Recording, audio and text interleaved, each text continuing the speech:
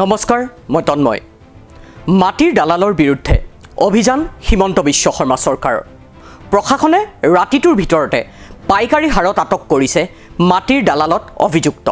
মাটিৰ দালালৰ বিৰুদ্ধে হিমন্ত বিশ্ব শৰ্মা চৰকাৰৰ অভিযান আৰম্ভ হোৱাৰ মাত্ৰ কেইটামান দিনৰ পূৰ্বে বিজেপিত যোগদান কৰিলে এজন AIUDFৰ বিধায়কে। AIUDFৰ পৰা বিজেপিত যোগদান কৰা ভৱানীপুৰ সমষ্টিৰ বিধায়ক ফণীধৰ তালুকদাৰৰ বিৰুদ্ধেও আছে ভূমি কেলেংকাৰীৰ অভিযোগ। অসমৰ বিজেপি চৰকাৰখনে মাটিৰ দালালৰ বিৰুদ্ধে অভিযান চলাই থকাৰ সময়তে এইজন বিজেপি বিধায়কৰ বিৰুদ্ধে কোন থানাত কি গোচৰ ৰুজু হৈ আছে অথবা ন্যায়ালয়ত কি গোচৰৰ বিচাৰ হৈ আছে তাৰ সবিশেষ আমি লৈ আহিছোঁ এই প্ৰতিবেদনত। এয়া ফণীধৰ তালুকদাৰৰ বিৰুদ্ধে ফটাশিল আমবাৰীত দাখিল হোৱা এজাহাৰ। ফণী তালুকদাৰৰ বিৰুদ্ধে ভূমি কেলেংকাৰীৰ অভিযোগ উত্থাপন হৈছে এই এজাহাৰত।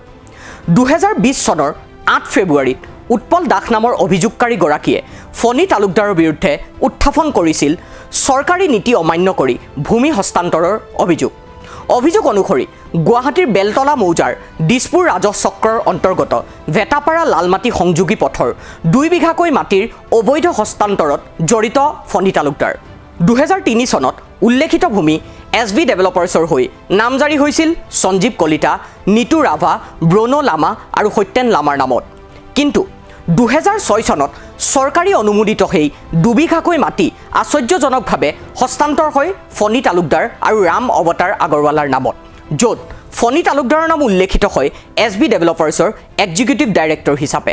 আনহাতে 4 বছৰৰ পিছত সেই চৰকাৰী অনুমোদিত ভূমি কৈলাশ লোহিয়ালৈ হস্তান্তৰ কৰে ফণী তালুকদাৰ আৰু ৰাম অৱতাৰ আগৰৱালাই।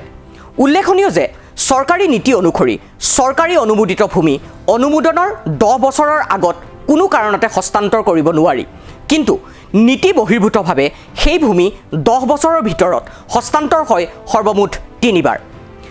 যি প্ৰক্ৰিয়াত নাম সাঙুৰ খাই আছে প্ৰাক্তন AIUDF বিধায়ক তথা বৰ্তমানৰ বিজেপি নেতা ফণী তালুকদাৰৰ। উৎপল দাসৰ এজাহাৰৰ ভিত্তিত বশিষ্ঠ থানাত ৰুজু হৈছিল গোচৰ। আনহাতে দিছপুৰ চক্ৰ বিষয়াৰ কাৰ্যালয়ে বশিষ্ঠ আৰক্ষী থানাক যোগান ধৰা তথ্যটো সত্য প্ৰতিফলিত হৈছে উৎপল দাসৰ অভিযোগ। এই অভিযোগৰ পিছতো পাইকাৰী হাৰত মাটিৰ দালাল আটক কৰা প্ৰশাসনৰ হাতৰ পৰা বাচি গ'ল কিয় ফণী তালুকদাৰ। ফণী তালুকদাৰৰ বিৰুদ্ধে উত্থাপিত ভূমি কেলেংকাৰীৰ এয়া মাত্ৰ এটা উদাহৰণহে। মন্ত্ৰী যোগেন মোহনে বুধবাৰে সদৰি কৰিছে অভিযোগ পালেই ব্যৱস্থা গ্ৰহণ কৰা হ'ব মাটিৰ দালালৰ বিৰুদ্ধে। এতিয়া যোগেন মোহন তথা অসম চৰকাৰলৈ প্ৰশ্ন, এয়া ফণী তালুকদাৰৰ বিৰুদ্ধে ভূমি কেলেংকাৰীৰ অভিযোগ। তেওঁৰ ওপৰত যদি কিবা অভিযোগ আছে নিশ্চয় অভিযোগটো দাখিল কৰিব লাগিব। ক'ত কেনেকুৱা দালাল কৰিছে অভিযোগটোৰ ওপৰতে নিৰ্ভৰ কৰিব।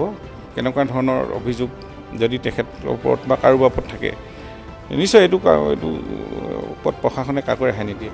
তদন্ত নিশ্চয় হ'ব, কিয় নহ'ব। তদন্ত আপোনালোকে খালি অভিযোগ দিয়ক ক'ত কি আছে, আমি নিশ্চয় এইবিলাক কথা মুখ্যমন্ত্ৰীৰ লগত বা আমি বিভাগীয় বিষয়াৰ লগত পাতিম। এই অভিযোগৰ পিছত ফণী তালুকদাৰৰ বিৰুদ্ধে ব্যৱস্থা গ্ৰহণ কৰা হ'বনে নে আগন্তুক উপ নিৰ্বাচনত ভৱানীপুৰৰ পৰা দলীয় টিকেট প্ৰদানেৰে পুৰস্কাৰ প্ৰদান কৰা হ'ব অসংখ্য ভূমি কেলেংকাৰীত অভিযুক্ত এইজন ফণী তালুকদাৰক। আনহাতে ন্যায়ালয়তো ফণী তালুকদাৰৰ বিৰুদ্ধে চলি আছে দুটাকৈ গোচৰৰ বিচাৰ। অসম চৰকাৰ মাটি দালাল বিৰোধী অভিযানত ব্যস্ত থকাৰ সময়ত বিৰোধীও এতিয়া ব্যস্ত হৈ পৰিছে ফণী তালুকদাৰৰ বিৰুদ্ধে। চৰ্চালৈ আহিছে ফণী তালুকদাৰৰ বিৰুদ্ধে ৰুজু হৈ থকা দুটা গোচৰৰ প্ৰসংগ। ইয়াৰে এটা গোচৰ ৰুজু হৈছিল 2017 চনৰ 30 জানুৱাৰীত। বৰ্তমান বিচাৰাধীন অৱস্থাত থকা গোচৰটোৰ পৰৱৰ্তী শুনানিৰ তাৰিখ 6 নৱেম্বৰ। আনহাতে দ্বিতীয়টো গোচৰ ৰুজু হৈছিল 2018 চনত। সেই গোচৰটো এতিয়া বিচাৰাধীন অৱস্থাত আৰু পৰৱৰ্তী শুনানিৰ দিন আগন্তুক 26 অক্টোবৰ। ফণী তালুকদাৰৰ বিৰুদ্ধে উত্থাপিত অভিযোগ তথা গোচৰৰ এয়া উদাহৰণহে মাত্ৰ।